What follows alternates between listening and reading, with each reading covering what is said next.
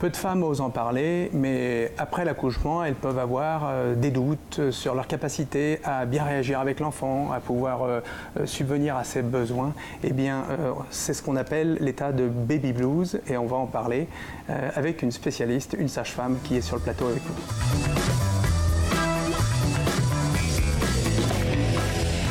Madame Charline Tardivelle, bonjour, merci d'être avec nous sur le plateau. Donc vous êtes sage-femme au CHU de Rouen. Tout à fait. Et donc vous allez nous parler du baby blues et surtout comment y faire face, comment aider les jeunes mamans.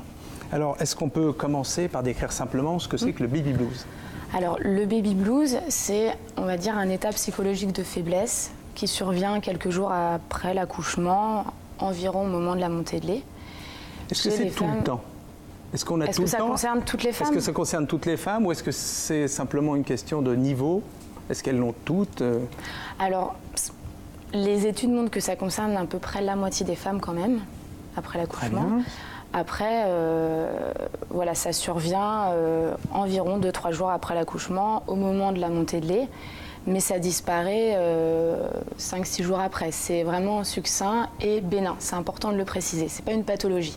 Il n'y a pas besoin de médicaments pour faire face au baby blues. Oui, parce que je me disais, le médicament peut être transmis dans le lait, si la personne allait, enfin, ça peut poser un problème. Donc pas de médicaments. Pas de médicaments parce que c'est pas une pathologie. C'est pas de l'ordre de la psychiatrie, c'est un état psychologique. Mais physiologique, vous avez dit. Mais physiologique. Avec des hormones? Voilà, c'est un bouleversement hormonal qui survient après l'accouchement. C'est tout un flux d'hormones qui a besoin encore de se stabiliser et du coup, vu que c'est un petit peu mélangé, ça provoque justement ces bouleversements d'humeur chez la maman. Donc ça, c'est très rassurant pour les mamans. Il faut dire que dans un cas sur deux, ça peut subvenir et que ce n'est pas une pathologie. C'est pas une pathologie. C'est à la rigueur normale et que ça va être pris en charge. Oui. Et alors, la sage-femme est là pour quel type de prise en charge pour aider la maman? Donc la sage-femme, mais aussi toute l'équipe dans les suites de couches. Donc il n'y a pas que des sages-femmes, il y a aussi des auxiliaires de puériculture, des puéricultrices, puériculteurs. Donc nous, on est là vraiment pour dépister ce genre d'état d'esprit chez la maman au cours de notre examen clinique journalier. Et pour les auxiliaires de puériculture, c'est au moment par exemple des soins, le bain, qu'elles peuvent mettre en évidence par exemple des mamans qui se sentent moins en confiance, par exemple. Donc il y a toute une formation à l'écoute pour essayer de faire parler ces mamans qui parfois ne se livrent pas. Voilà, ce qu'on appelle l'écoute active dans notre jargon. Très bien. J'en ai même perdu ma boucle d'oreille. C'est vraiment accorder aux mamans un temps de parole et leur montrer qu'elles peuvent se confier à nous. Donc c'est de la confiance, c'est une relation vraiment soignée qui s'instaure pendant le séjour. C'est leur permettre de se confier à nous. Et le rôle du papa dans ce baby blues est très important. Très important. Comme la famille, comme les amis, le papa, c'est un rôle de soutien, de sécurité. C'est la personne qui va apporter un repère à la maman, puisque c'est pas forcément évident quand on n'est pas chez soi de trouver un peu ses marques en plus. Par exemple, au CHU de Rouen, mais je pense que ça se fait aussi dans d'autres maternités, on leur permet au papa de pouvoir rester la nuit. Donc on a des lits d'appoint et du coup ça permet aux mamans, notamment la nuit, d'avoir un soutien supplémentaire. Oui, d'être peut-être plus tranquille parce que c'est qu'elle va être aidée Alors, dans l'allaitement maternel, c'est plutôt le soutien psychologique du papa qui rentre en jeu.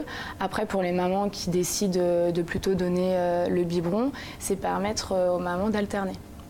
De prendre un peu de temps de repos. De dormir. Puisque c'est ça aussi, c'est le rythme du sommeil qui est complètement changé chez ces mamans, puisqu'elles doivent nourrir leur enfant, leur nouveau-né, toutes les 3-4 heures. Donc le sommeil n'est plus pareil et c'est plus la même qualité non plus. Et sur le tonus, est-ce qu'il y a des conseils particuliers, type diététique, type...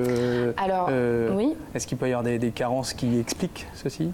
Alors des carences, peut-être pas, mais c'est vrai qu'on a souvent tendance, très souvent même, pendant la grossesse, à donner des compléments alimentaires aux mamans, du magnésium par exemple. Et donc, dans les suites de couches, on a tendance un peu à oublier ce genre de choses, mais c'est très important de pouvoir continuer ces compléments alimentaires. Le magnésium, comme je disais tout de suite, c'est quelque chose qui permet de diminuer l'anxiété, de favoriser un sommeil récupérateur. Donc c'est vrai que c'est important de ne pas oublier ça. Quels sont vos conseils?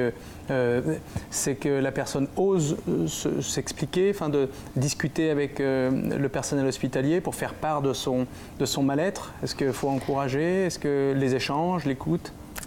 J'ai envie de dire que c'est pas la patiente qui doit faire cet effort-là, c'est à nous de trouver le moment adéquat pour que la patiente puisse se confier à nous. C'est de voir sa personnalité. Chaque patiente est différente. Il n'y a pas une patiente type, donc c'est à nous de nous adapter. Merci beaucoup Madame Tardivelle pour vos conseils. Alors vous l'avez compris, le baby blues c'est bénin, il faut en parler et il y a des personnes formées à l'écoute qui sont là pour vous aider, pour que ça se passe au mieux pour vous et pour votre enfant.